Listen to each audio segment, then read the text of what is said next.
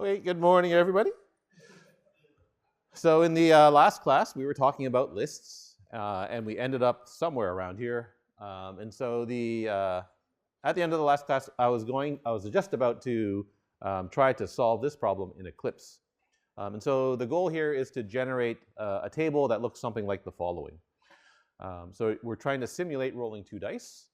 And I would like to calculate what are the odds or probability of rolling a 0, 1, 2, 3, 4 up to 12 using 2 6-sided dice. So the way that we're going to do this is we're going to create a list. Right? The index of the list will correspond to the sum of the dice values. So it's going to correspond to the value in column 1.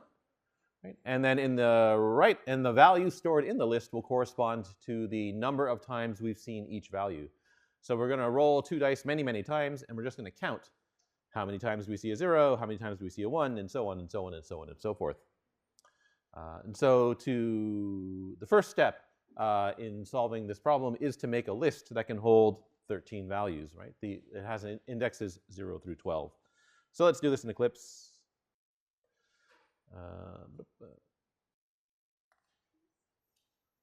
So I'm just going to make a new class. And I'm going to do all of this in the main method. And so we're going to call this dice.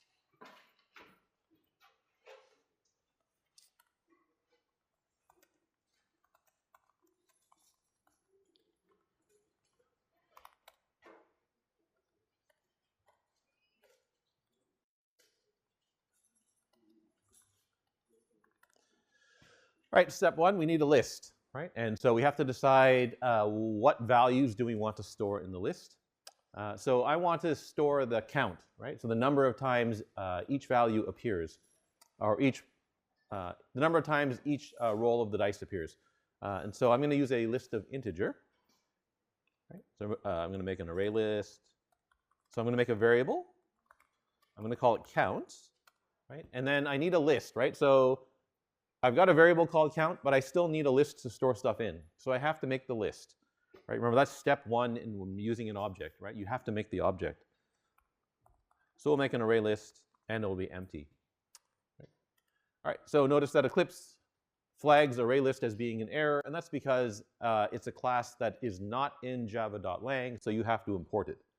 So we're going to import we're going to import array list from there. And now we want to initialize the table, right? So I want 13 rows in the table. I want all the counts to be set to 0. So I need a little loop that fills in the table.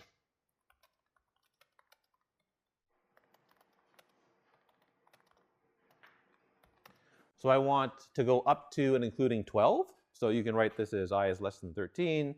You can write this as I is less than or equal to 12, whatever you like.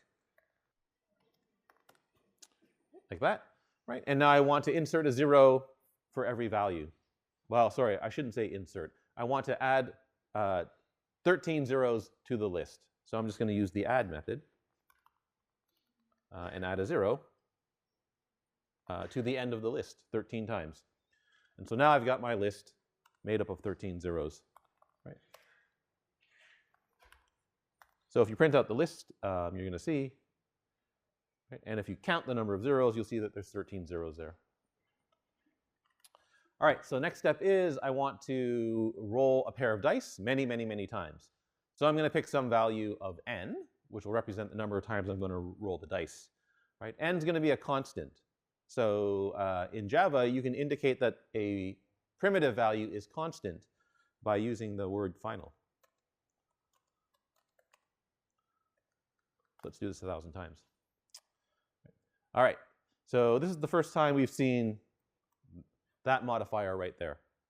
So the final modifier means that the final modifier when applied to a variable means the variable can only be assigned a value once. Right? So a final variable can only be assigned to once. Can be assigned to only once.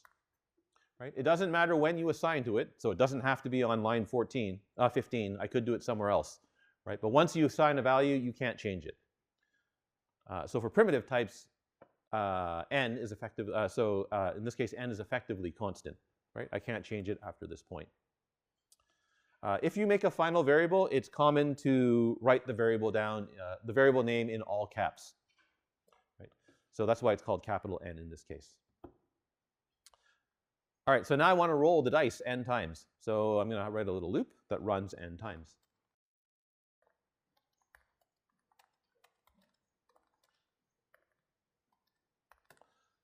So there's my loop that'll run n times, right? Okay, so now I have the problem of I need to generate a random number somehow. So I need to generate a random number between 1 and 6, right? Well, I actually want to generate 2.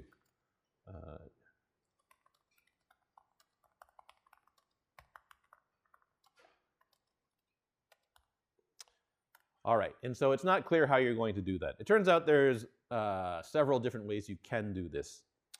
And so the way I'm going to show you to do this is I'm going to use another class that knows how to generate random numbers. And so that class is in Java is called random. So this is another one of the classes that's found in the package java.util. Its name is random. What does it do? It says, sorry, right there. Right? So in an instance of this class, so in other words, a random object is used to generate a stream of pseudo-random numbers. Right? So the word pseudo-random, pseudo means false. So pseudo-random means not exactly random. Right? They look random, but they're actually not exactly random. It even tells you some information about how it does it. And so it says the class uses a 48-bit seed, which is modified using a linear congruential formula, which doesn't mean anything to anybody here probably, right? But if you search for a linear congruential generator, you get the following Wikipedia page, right? And it turns out all this thing is, it's just a mathematical formula that appears to generate random numbers. And it's a relatively simple one, it's that, right? So there's a little recurrence relation that describes how this thing works, right? If you start out with some value x0, you multiply it by some integer a, add c, and then compute the modulus or the remainder for our purposes with m. That's it. That's all you have to do, right? And so there's a multiplication here, there's an addition, and there's a remainder operation here. And so on a computer, this is very fast to do, right?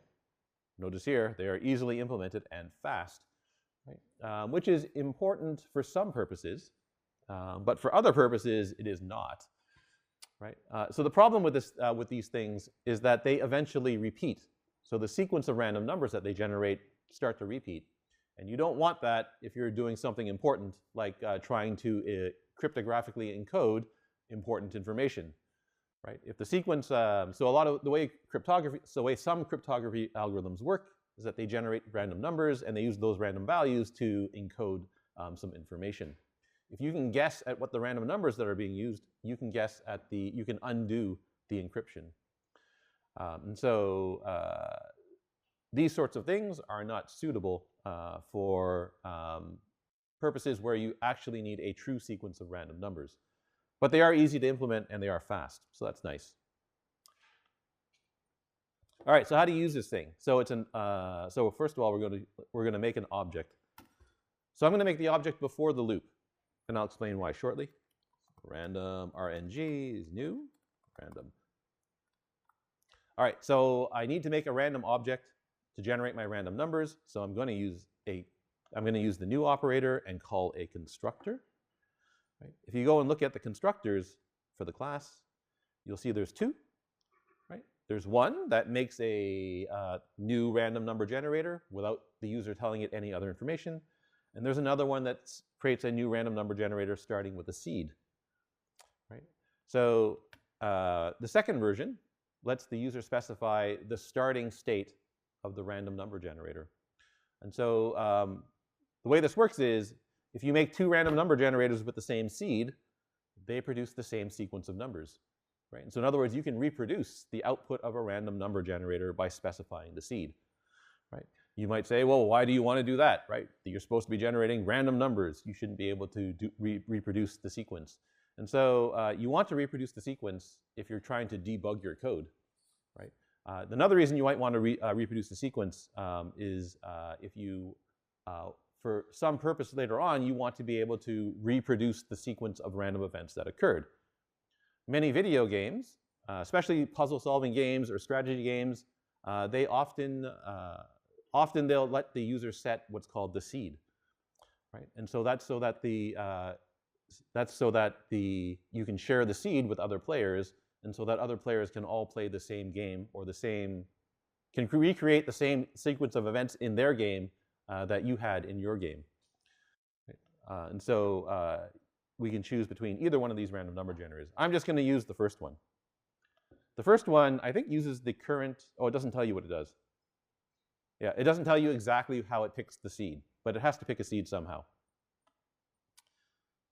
So there's my random number generator. I have to import it because it's in Java util and not in Java lang.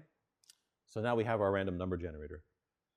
How are we going to generate random numbers with this thing? So we're going to go look in the class for some methods. And so if you look in the class, there's a bunch of methods that are called next or next something, right? So there's a next Boolean, right? And that simply returns the next random Boolean value.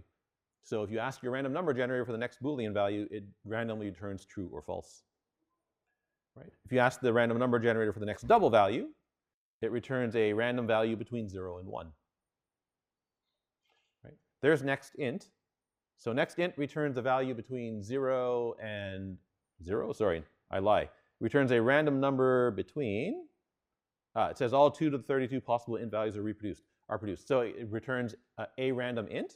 So between integer min value and integer max value. That doesn't really help us because I want a number between 1 and 6. And so the next one says, returns a random number between 0 and the specified value, the bound, exclusive. So this one generates a random number between 0 and the bound minus 1. And so I can make this one work, right?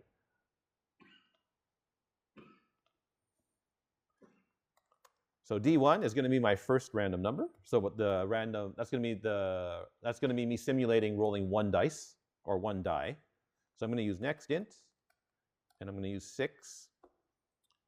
So that generates a random number between 0 and 5. Right? I want a number between 1 and 6. So I just add 1 to the random number. And now I have a random number between 1 and 6. Right? I want to do the same thing to generate the second die, to generate the value of the second die. Right? So D2 is just RNG next int 6 plus 1. Right, so remember what this, the way these work is that the upper bound is never included in the sequence. The random number generator can never return the upper bound. Right, so you have to add 1 in this case. Oh, it also starts at 0, so we want to add 1 in this case. Yes? Are you able to set bounds for your integers or no? Is it just from 0 to whatever number you set? So it's kind of funny. So if you read the documentation for the class, it doesn't look like you can. So if you just read what's here, right, there's a next int that takes in an upper bound, but you want a lower and an upper bound, right? And so it's not there. But if you look a little closer, right, there's a bunch of other methods here that don't have a description. And so if you click on this one, I think, there it is, right? And so this is one of the problems when you're working with an object-oriented language. And so one of the features of an object-oriented language is this thing called inheritance. Which we'll talk about week 7 or 8 in the course. And all that means is that an object in Java doesn't have one type. It actually has many different types, or can have many different types. So this thing that I'm telling you about, this thing called random, it actually has another type, which happens to be all the way back here.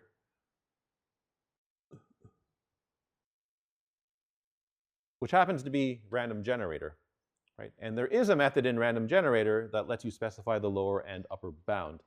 Right? But you would never know that if you didn't look here. Right? And so the problem in these object-oriented programming languages is that you can't just look at the documentation for the class itself.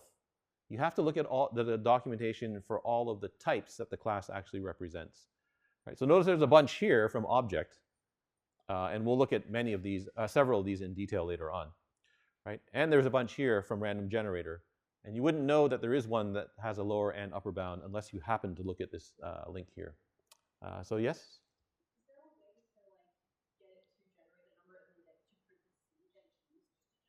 Can you get the seed? So if you can, it's going to be called something like get seed. Let's take a look. So there's a set seed. Is there a get seed? If there is, it's going to be in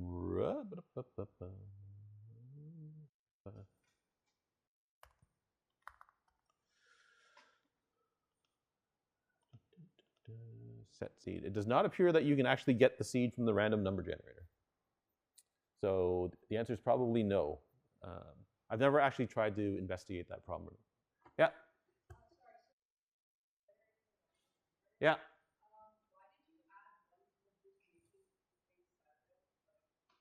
No. So again, you go back and read the documentation for the method, right? So next int bound, right? It tells you that it generates a random number between 0, inclusive, and the specified value exclusive. So if you put in next int 10, you get random numbers between 0 and 9, right? I want random numbers between 1 and 6. So I generate a random number between 0 and 5, and then add 1, right? And so now you get 1 and 6. Yeah. It's very common in the languages that are that use zero-based indexes, that upper bounds are never included, right? So in Python, when you slice something, the upper bound isn't included in the slice, right? The element at the upper bound is not included in the slice, right? Sublist in Java, the upper bound is not included in the sublist. Next int, bound is not included in the upper bound. It's very common in these zero-based languages. All right, so there's my two values. So not too bad. So there's another example of using an object, right? We make the object, right? So to make the object, we call new, and we call a constructor, right? Now we're going to use the object, so you look for methods that the object has. So now we know there's a next int method, right? You call the method, right? And then when you're done, you don't care, right? The language comes along and cleans up after you later on. Oh, so why am I making the object out here? So why did I do it outside the loop? Right? So the reason I'm doing it outside the loop is because if I do it inside the loop, I make a new random object every time, right? And making an object is not free. It's not expensive in this case, but it's also not free, right? And so there's no reason for me to make a new object every time, right? The same object is capable, one object is capable of generating all the random numbers that I need, right? So if I put it inside the loop, I end up making n objects, right? And there's no point to making n separate objects in this case, right? So in this case, it's better to create the object outside the loop. All right, so we've got my two values now. So I just compute the sum. So the sum is just d1 plus d2. So that's just the value of my roll, right? And now I'm going to go into the list and look how many times did I generate the sum. Right, so I'm going to look in the list and I say, well, how many times did I roll sum? So I'm going to ask the list, so count.getSum. Right. I now want to add 1 to that value because I just rolled sum again and then put it back in the list. Right, so I'm going to put it back in the list. Right, how many times? Sum plus 1. Sorry, cur count plus 1.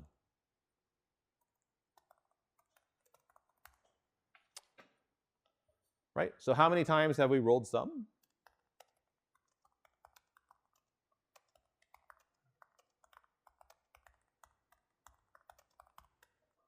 So that's cur count. Right, and on the next line, update the number of times.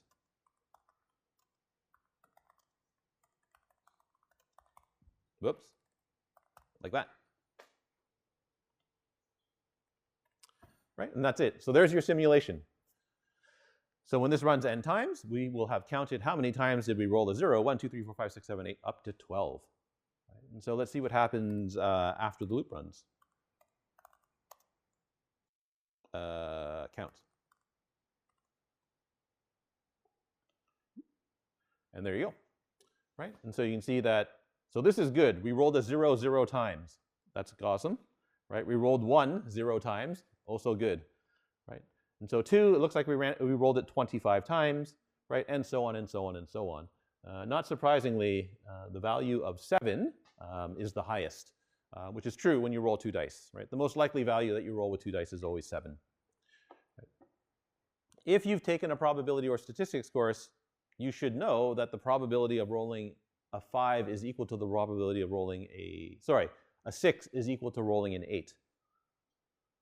So we rolled 119 6s and 141 8s, right? So our simulation does not match exactly the exact mathematical or statistical value. Right? Similarly, rolling a 5 should happen the same number of times as rolling a 7, 8, 9, right? Those are not also exactly equal, right? Rolling a 2 should be the same as rolling a 12. Those are equal, but that's just coincidence, right? You have to remember that all our results here are based on generating random values, right? And so we're never going to be able to generate the exact mathematical result, right? So in other words, it's very unlikely that we ever exactly roll the same number of 6s as 8s, right? But if you repeat this process many, many, many, many times, so say 1 million, right, the simulation results will more closely match the actual mathematical result. This is going to be hard to read, sorry. So that's the number of 6s, and that's the number of 8s. So if you look at those values and you divide by the number of times we rolled the dice, you'll see those get closer and closer and closer to the true or to the expected mathematical result. Right? So to compute the odds, what I can do is I can take the counts and divide them by n, right? The number of times we rolled the dice. So let's do that and see what we get. So again, I'm going to have a, let's do it this, no, let's use a counting loop.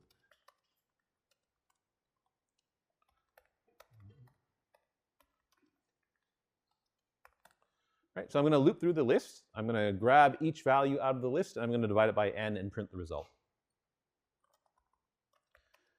Not int, double. So I'm going to ask the list for how many times we rolled the value I, and then I'm going to divide it by n. Right, and then I'm going to print that out. Let me print out the value of I.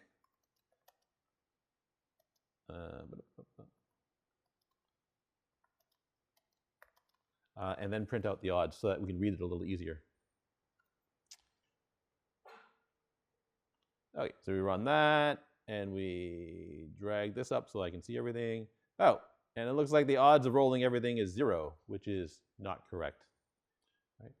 So why'd we end up with a bunch of zeros? Right, so that's how we're computing the odds. Right? So why are we getting zeros? So it's a list of integer. Right? So when we ask get, when we call get, we get back an integer. Right?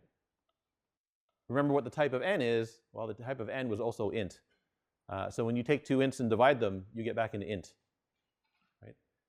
The number of times that we rolled something is definitely less than n. Right? So some value less than n divided by n is always 0 in integer arithmetic. Right? So what do we need to do? We need to convince Java to do this in double arithmetic.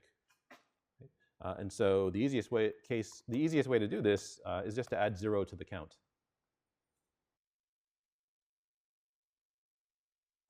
And then divide by n. Right? So by adding 0.0 to the count, the 0.0 is a double value. Right? So when you add a double and an int together, Java takes the int, expands it to a double, right? And now you get double arithmetic. All right, so there we go. So now we get these values here. To make them a little easier to read, I'm going to multiply by 100 so we get percentages. So odds is no longer the odds, it's actually the percent. It's the percent odds. Right? And now you get something like the following. So you get 2.77 to roll a 2, right?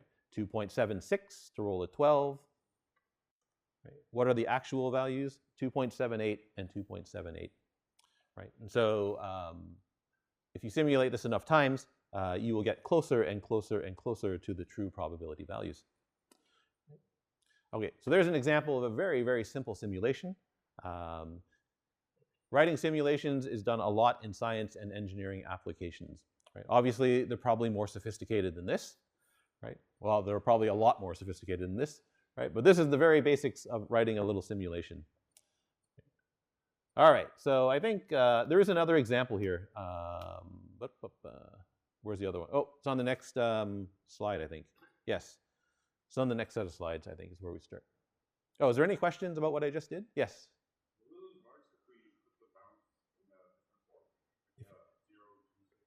Sorry, if you use the bounds in a different form. So run that. Oh, sorry. So you asking, can you use the other method? No, you can absolutely use the other method if you know it exists, right? So there, right? Now that you know the other method exists, you can use the other one. So you just have to use it in the right way. So let's go and look at how you would use the other one.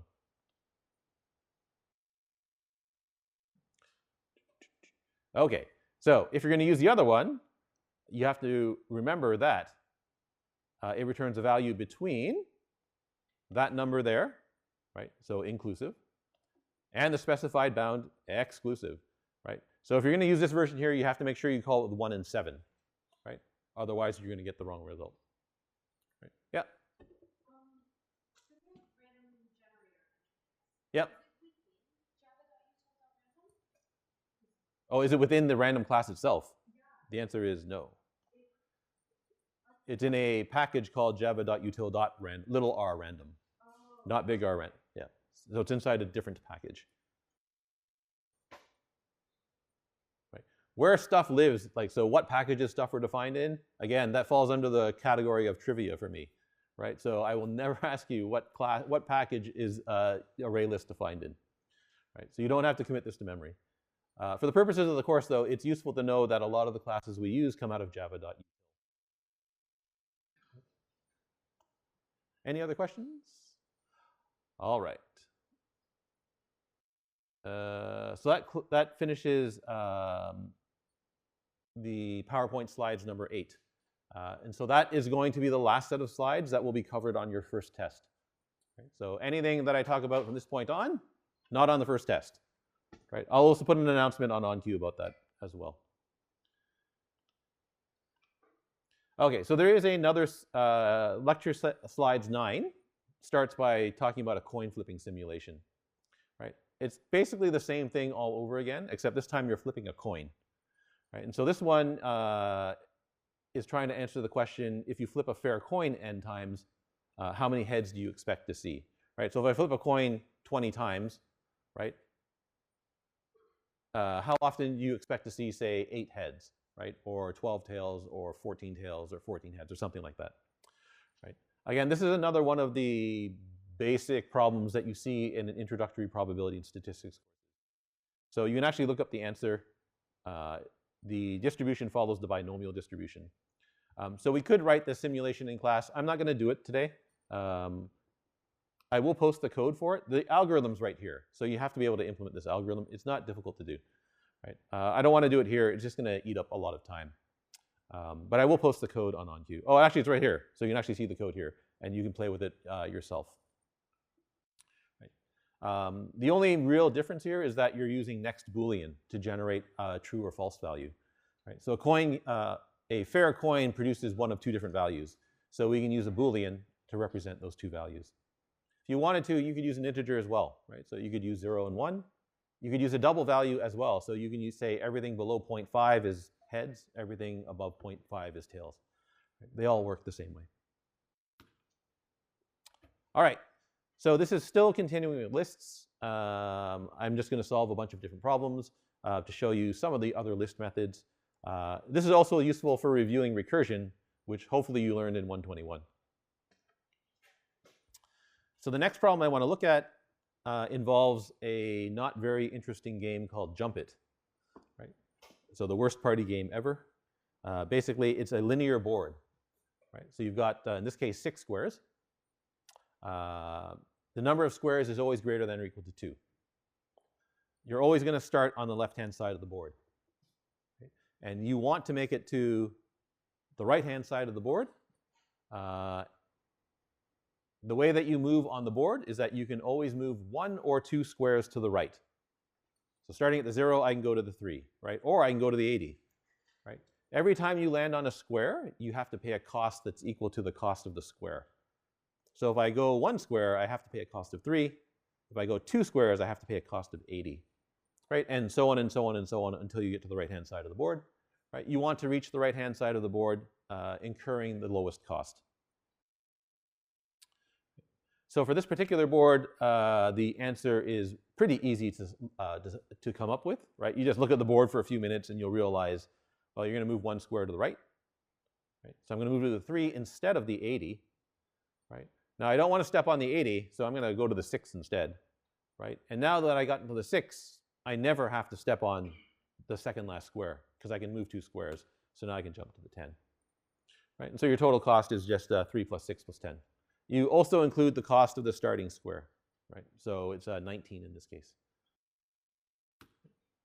All right, so if you look at this small example of the problem, you might think that the way to solve this problem is that you always move to the square that has the lowest cost, right? Which is exactly what we did here, right? My choice was 3 or 80, so I'm going to go to the 3.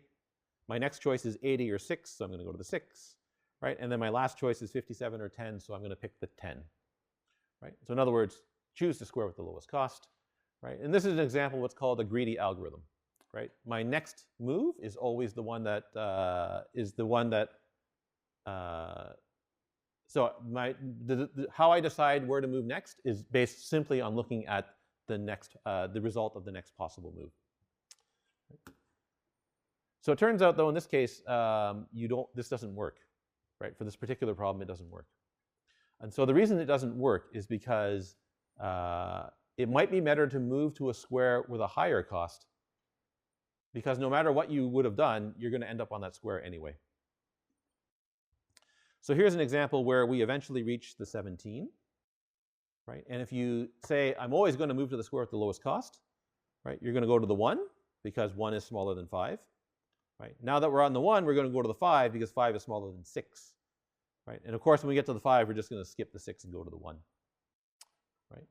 But however, right, in this particular case, it's better to not go to the 1. Right? You might as well just jump to the 5 because you're going to end up on the 5 anyway.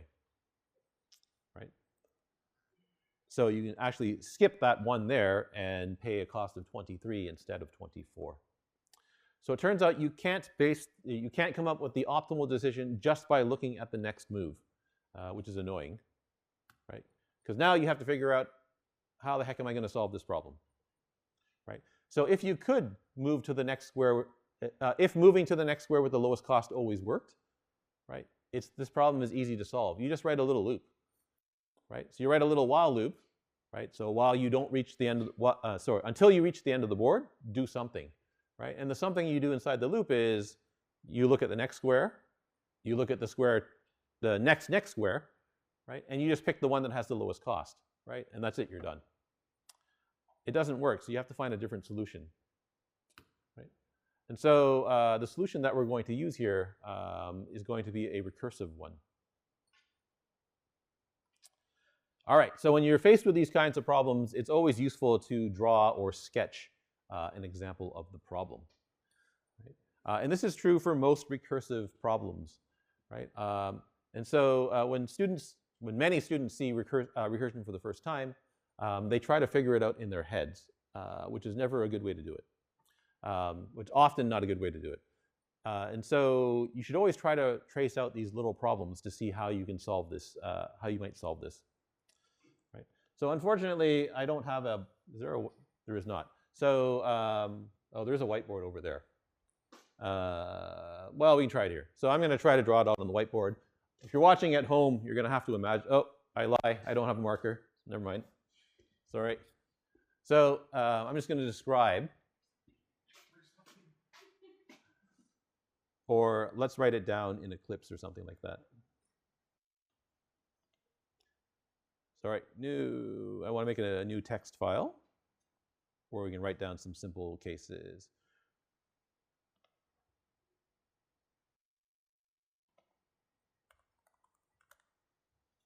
Okay, so imagine our board has size 2, so 5 and 9. Right? So there's my board, 5, 9. Right? If you have a board of size 2, there's nothing to do, right? You just move to the next square. Right? So board with size equal to 2. Right? Solution, move to the, right? So there is no decision to be made here, right? So what if I have a board of size 3? So 5, 9, and 12.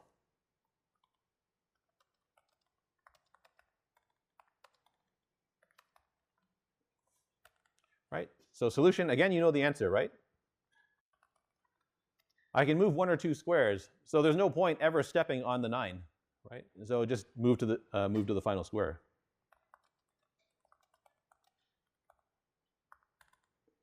Okay, board with size equal to 4. 5, 9, 12, and 2.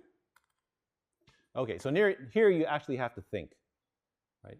So if I have a board with size 4, right, I now have a choice. I can move to the board, right?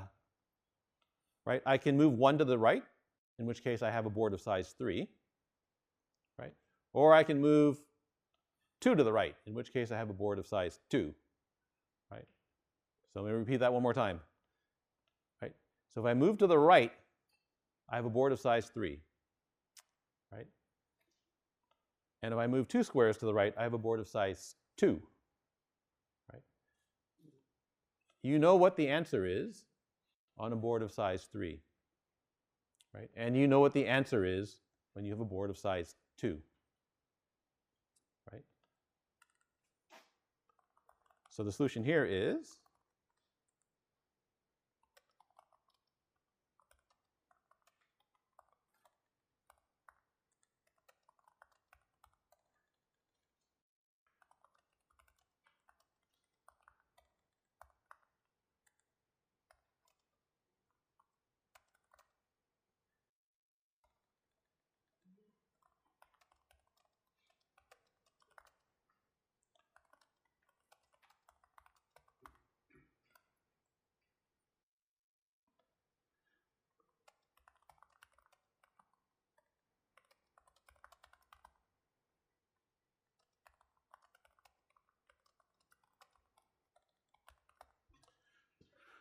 right? So if your board has size 4, you've got a choice. I can move 1 square to the right or 2 squares to the right, right? Once you've done either move, you then know how to solve for the rest of the board, right? And so you can actually calculate the total cost for step 1, right? Similarly for step 2, if you move 2 squares to the right, you can then solve for the rest of the board. So you actually can compute the total cost for step 2, right? So that gives you 2 costs, and now you just pick the one with the lower cost. Oh, sorry, lower cost.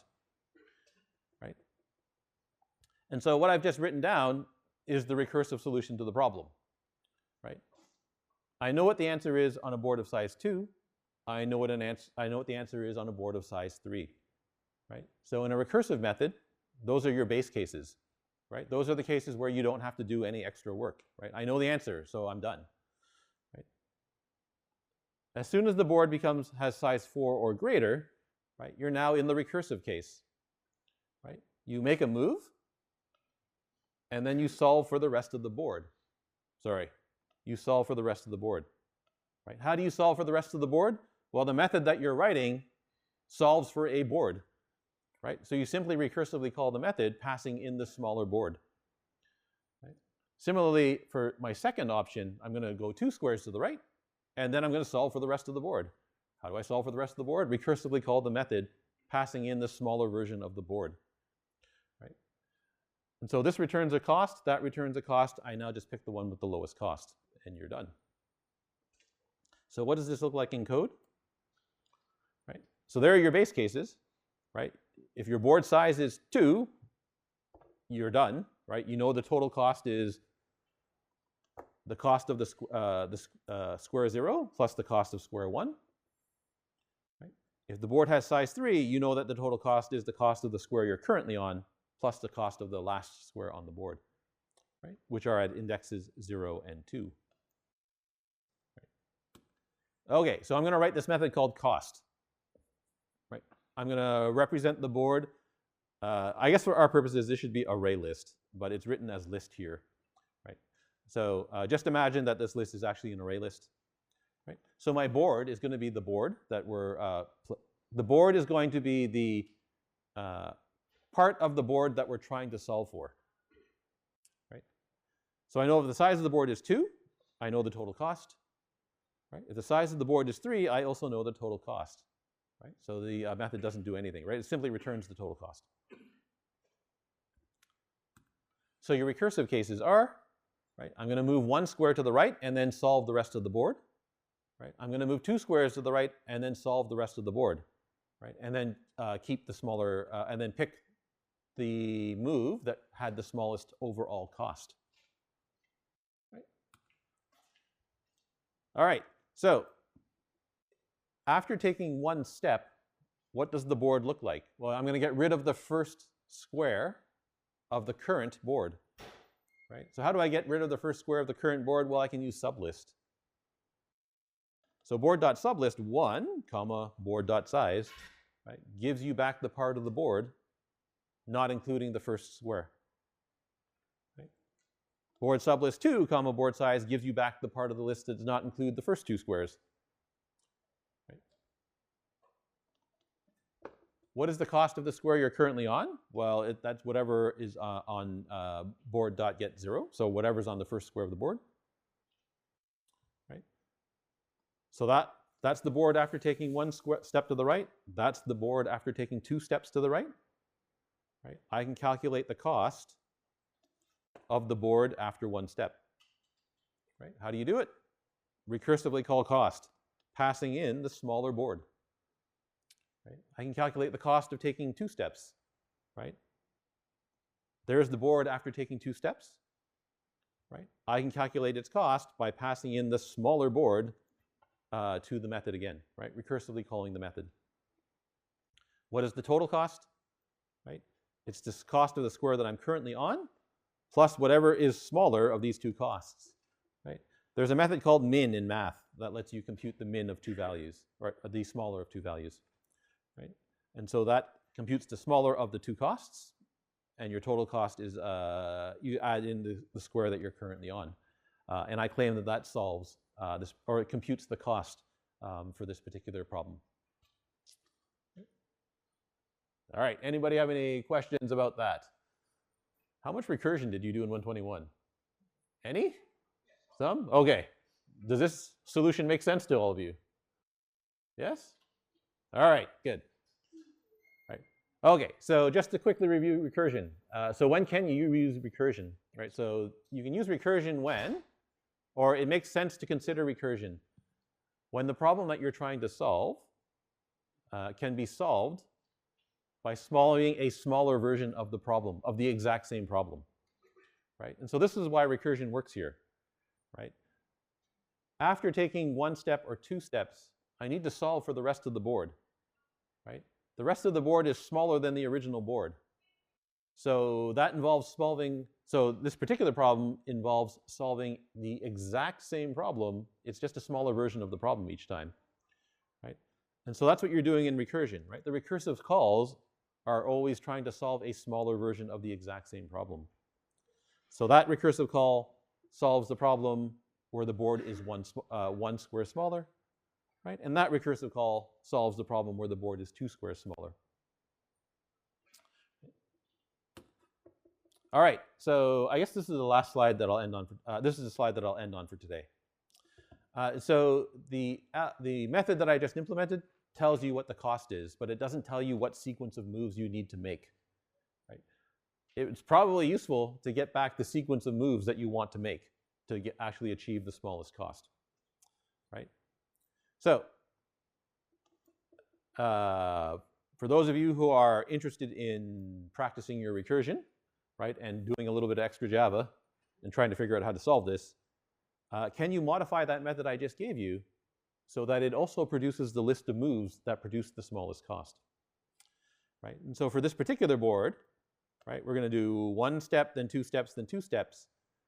So can you get your method to produce the list 1, 2, 2? Right? And so as a hint, I claim that you can write the method cost that takes in a board and it also takes in a list of moves. And so it's going to fill in the list of moves with the set of moves, or with the sequence of moves that produces the lowest cost. When you call the method the first time, you'll pass in an empty list for moves. Right? And now the cost will fill in the list, producing the sequence of moves that yields the lowest cost. All right, so that's it for today. I guess I'll see you next Tuesday.